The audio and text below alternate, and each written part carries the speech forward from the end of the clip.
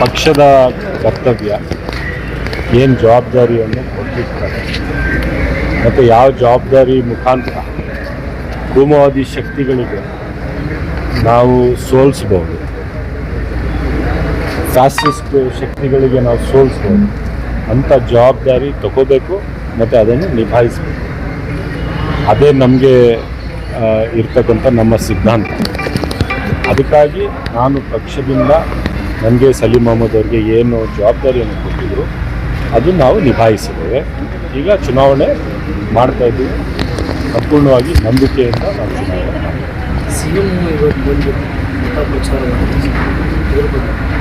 ಸನ್ಮಾನ್ಯ ಮುಖ್ಯಮಂತ್ರಿಗಳು ಸಿದ್ದರಾಮಯ್ಯನವರು ಅವ್ರಿಗೆ ಇರ್ತಕ್ಕಂಥ ಒಂದು ಜನಪ್ರಿಯತೆ, ಜನ ಬೆಂಬಲ, ಜನರಿಗೋಸ್ಕರ ನಮ್ಮ ಸರ್ಕಾರ ಕೊಟ್ಟಿರ್ತಕ್ಕಂಥ ಕಾರ್ಯಕ್ರಮಗಳು ಇದೆಲ್ಲ ಒಂದು ನೋಡಿದ್ರೆ ನಮ್ಮ ರಾಜ್ಯದ ಸರ್ಕಾರ, ನಮ್ಮ ನಾಯಕರಾದಂಥ ಸಿದ್ದರಾಮಯ್ಯನವರು ಮತ್ತು ಡಿ ಕೆ ಶಿವಕುಮಾರ್ ಅವರು ಸಕ್ರಿಯವಾಗಿ ಏನು ಪ್ರಚಾರ ಮಾಡ್ತಾ ಇದ್ದಾರೆ.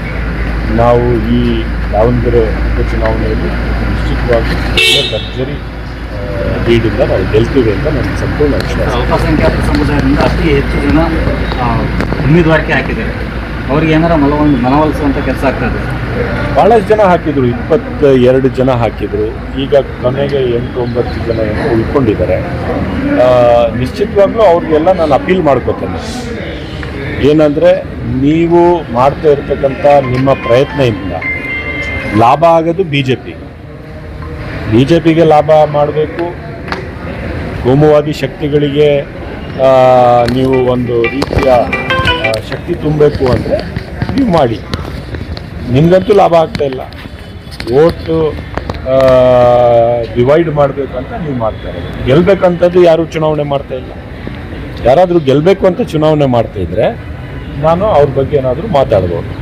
ಕಳೆದ 4 ದಿನದಿಂದ ನೀವು ಸಂಚಾರ ಮಾಡ್ತಾ ಇದ್ದೀರಾ ಇಲ್ಲಿ. ಈಗ ಅಲ್ಪಸಂಖ್ಯಾತರಲ್ಲಿ ಇರುವಂಥ ಗೊಂದಲ ನಿವಾರಣೆ ಆಗಿದೆ ಅನ್ಸುತ್ತಾ? ನಿಶ್ಚಿತವಾಗ್ಲು ಭಾಳಷ್ಟು ಜನ ವಿಡ್ರಾ ಮಾಡಿಕೊಂಡ್ರು, ಭಾಳಷ್ಟು ಜನ ನಮ್ಮ ಜೊತೆ ಬಂದರು, ಭಾಳಷ್ಟು ಜನ ಇದನ್ನು ಅರ್ಥ ಮಾಡಿಕೊಂಡ್ರು. ಇಲ್ಲಪ್ಪ, ನಾವು ಕೋಮುವಾದಿ ಶಕ್ತಿಗಳಿಗೆ, ಫಾಸಿಸ್ಟ್ ಶಕ್ತಿಗಳಿಗೆ, ಬಿ ಜೆ ಪಿಯಿಂದ ರಾಜಕೀಯ ಪಕ್ಷಕ್ಕೆ ನಾವು ಸಹಾಯ ಮಾಡೋಕ್ಕಾಗಲ್ಲ. ನಾವು ಏನಿದ್ರೂ ಸೆಕ್ಯುಲರ್ ಪಾರ್ಟಿ, ಸೆಕ್ಯುಲರ್ ಸಿದ್ಧಾಂತ, ಹಿಂದೂ, ಮುಸ್ಲಿಂ, ಸಿಖ್, ಕ್ರೈಸ್ತರು ನಾವೆಲ್ಲರೂ ಅಣ್ಣ ತಮ್ಮಂದರಾಗಿ ಬದುಕಬೇಕು. ಪ್ರೀತಿ ವಿಶ್ವಾಸದ ವಾತಾವರಣ, ಭ್ರಾತೃತ್ವದ ವಾತಾವರಣ ಇಲ್ಲಿ ನಿರ್ಮಾಣ ಆಗಿರಬೇಕು. ಅದನ್ನು ನಾವು ಮುಂದೆ ಬರ್ಕೊಂಡು ಹೋಗಬೇಕು ಅಂದರೆ ಕಾಂಗ್ರೆಸ್ಸೇ ಗೆಲ್ಲಬೇಕು. ಬಿ ಜೆ ಪಿಗಂತೂ ನಾವು ಅವಕಾಶ ಮಾಡಿಕೊಡಬಾರ್ದು ಅಂತ ಭಾಳಷ್ಟು ಜನ ನಮ್ಮ ಜೊತೆಗೆ ಸೇರ್ಕೊಂಡಿದ್ದಾರೆ. ಇನ್ನೂ ಭಾಳಷ್ಟು ಜನ ಮುಂದೆ ಸೇರ್ತಾರೆ. ಸರ್, ದಾವಣಗೆರೆ ಅಲ್ಪಸಂಖ್ಯಾತರಿಗೆ ನಿಮ್ಮ ಸಂದೇಶ ಏನಿದೆ, ಮೆಸೇಜ್ ಏನು? ಅಲ್ಪಸಂಖ್ಯಾತರಿಗೆ ಮಾತ್ರ ಅಲ್ಲ, ಎಲ್ಲ ಸಮುದಾಯಗಳಿಗೆ ನಾನು ಹೇಳೋಕ್ಕೆ ಇಷ್ಟ ಬಯಸ್ತೇನೆ. ಸಮಾಜವನ್ನು ಒಡೆಯೋದಕ್ಕೆ, ಬೇರೆ ಬೇರೆ ಮಾಡೋದಕ್ಕೆ, ವಿಷದ ಬೀಜ ಬಿತ್ತನೆ ಮಾಡೋದಕ್ಕೆ, ವಿಶೇಷವಾಗಿ ದುರ್ಬಲ ವರ್ಗದವರಿಗೆ, ದೀನ ದಲಿತ ಸಮಾಜಕ್ಕೆ, ಹಿಂದುಳಿದ ವರ್ಗಕ್ಕೆ ಮತ್ತು ಅಲ್ಪಸಂಖ್ಯಾತ ಸಮಾಜಕ್ಕೆ ಇವತ್ತು ಕಂಟಕ ಆಗಿರೋದು ಬಿ ಜೆ ಪಿಯ RSSನ ಸಂಘ ಪರಿವಾರದ ಸಿದ್ಧಾಂತ. ಇಂಥ ಸಿದ್ಧಾಂತದ ವಿರುದ್ಧ ನಾವು ಹೋರಾಡಬೇಕಾಗಿದೆ ಹೊರತು ನಮ್ಮಲ್ಲಿ ನಾವು ಬೇರೆ ಬೇರೆ ಭಿನ್ನಾಭಿಪ್ರಾಯ ಇದ್ದರೂ ಸಹ ಕೆಲವು ಸತಿ ಒಮ್ಮೊಮ್ಮೆ ನಮಗೆ ಆ ಗಳಿಗೆಗೆ ಸಿಗಬೇಕಂತ ಅವಕಾಶ ಸಿಗದೇ ಇದ್ದರೂ ಸಹ ಬೇರೆ ಬೇರೆ ಕಡೆ ಬೇರೆ ಬೇರೆ ಸಂದರ್ಭದಲ್ಲಿ ಅವಕಾಶಗಳು ಸಿಕ್ಕಿದೆ, ಇನ್ನೂ ಕೂಡ ಸಿಗ್ತವೆ. ಕಾಂಗ್ರೆಸ್ ಒಂದೇ ಪಕ್ಷ ಅಲ್ಪಸಂಖ್ಯಾತರಿಗೆ ಇವತ್ತು ಪ್ರಾತಿನಿಧ್ಯವನ್ನು ಕೊಟ್ಟಿರ್ತಕ್ಕಂಥದ್ದು ಆನ್ ರೆಕಾರ್ಡ್. ಏನು ಜನತಾದಳಿಂದ MLAs ಇದ್ದಾರೆ, MLCs ಇದ್ದಾರೆ. ಬಿ ಜೆ ಪಿಯವರಂತೂ ಬಿಟ್ಬಿಡಿ, ಅವರು ಅಲ್ಪಸಂಖ್ಯಾತರನ್ನು, ದಲಿತರನ್ನು, ಹಿಂದುಳಿದ ವರ್ಗದವರಿಗೆ ಗುರಿಯಾಗಿ ರಾಜಕಾರಣ ಮಾಡ್ತಾರೆ. ಅವರಿಂದ ಅಪೇಕ್ಷೆ ಏನಿಲ್ಲ. ಆದರೆ ಬೇರೆ ಯಾವ ಪಕ್ಷ ನಮಗೆ ಸಹಾಯ ಮಾಡಿದೆ?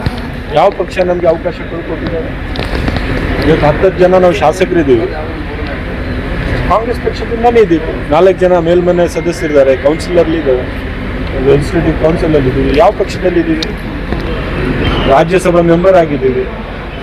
ಇದೇ ರಾಜ್ಯದಿಂದ ನಾಸಿರ್ ಹುಸೇನ್ ಅವರು ಡೆಲ್ಲಿಯಲ್ಲಿದ್ದಾರೆ. ಅವ್ರು ಯಾವ ಪಕ್ಷದಲ್ಲಿದ್ದಾರೆ?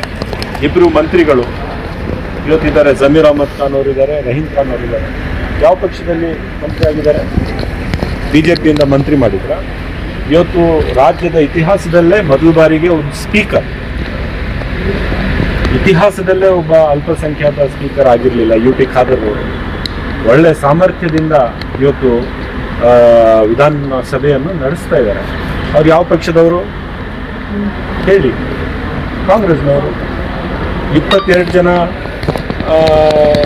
ರಾಜ್ಯದಲ್ಲಿ ಬೋರ್ಡ್ ಚೇರ್ಮನ್ಗಳಾಗಿ. ನಾವು ಕಾಂಗ್ರೆಸ್ನವರು ಅಲ್ಪಸಂಖ್ಯಾತರಿಗೂ ಅವಕಾಶ ಕೊಟ್ಟಿದ್ದೀವಿ, ದಲಿತ ವರ್ಗಕ್ಕೂ ಅವಕಾಶ ಕೊಟ್ಟಿದ್ದೀವಿ, ಲಿಂಗಾಯತ ವರ್ಗಕ್ಕೂ ಅವಕಾಶ ಕೊಟ್ಟಿದ್ದೀವಿ, ಒಕ್ಕಲಿಗರಿಗೂ ಅವಕಾಶ ಕೊಟ್ಟಿದ್ದೀವಿ, ಹಿಂದುಳಿದ ವರ್ಗದಕ್ಕೂ ಅವಕಾಶ ಕೊಟ್ಟಿದ್ದೀವಿ. ಯಾರಿಗೂ ಧ್ವನಿ ಇಲ್ಲ ಸಣ್ಣ ಸಣ್ಣ ಹಿಂದುಳಿದ ವರ್ಗಗಳಿಗೆ ಕೂಡ ಅವಕಾಶ ಮಾಡಿ ಅಧಿಕಾರವನ್ನು ಹಂಚಿದ್ದೀವಿ. ಕಾಂಗ್ರೆಸ್ ಅಂದರೆ ಎಲ್ಲರನ್ನು ಸಮಾನವಾಗಿ ನೋಡಿ ಅವ್ರಿಗೆ ಸಿಗ್ಬೇಕಂತ ಅಧಿಕಾರವನ್ನು ಹಂಚ್ತಕ್ಕಂಥ ಪಕ್ಷ. ಅದನ್ನು ಮಾಡಿದ್ದೀವಿ. ಒಂದು ಕಡೆ ಕೊಡದೆ ಆಗಿರ್ಬೋದು, ಅದರಲ್ಲಿ ಅಲ್ಪಸಂಖ್ಯಾತರು ಕೂಡ ನಾವು ನಾಯಕರು ಯಾರು ನಾವು ನಾಯಕರಂತ ನಾವು ಮಾಡ್ಕೊಂಡಿದ್ದೇವೆ, ಅವ್ರದ್ದು ಕೂಡ ತಪ್ಪಿದೆ. ನಾವು ಒಂದು ಕನ್ಸೆನ್ಸಸ್ ಕ್ಯಾಂಡಿಡೇಟ್ ಎಲ್ಲರಿಗೆ ಒಪ್ಪಿಗೆ ಆಗಬೇಕಂತ ಒಂದು ಕ್ಯಾಂಡಿಡೇಟ್ನ ನಾವು ಪ್ರಪೋಸ್ ಮಾಡಿಲ್ಲ. ಮಾಡಿದರೆ ಈ ಕ್ಷೇತ್ರದಲ್ಲೂ ಕೂಡ ಅವಕಾಶ ಸಿಕ್ಕೋದು. ಸರ್, ಕಾಂಗ್ರೆಸ್ ಮುಂದೆನೂ ಕೂಡ ಸಿಕ್ಕುತ್ತೆ ಅಂತ ನನಗೆ ಅವಕಾಶ ಇದೆ.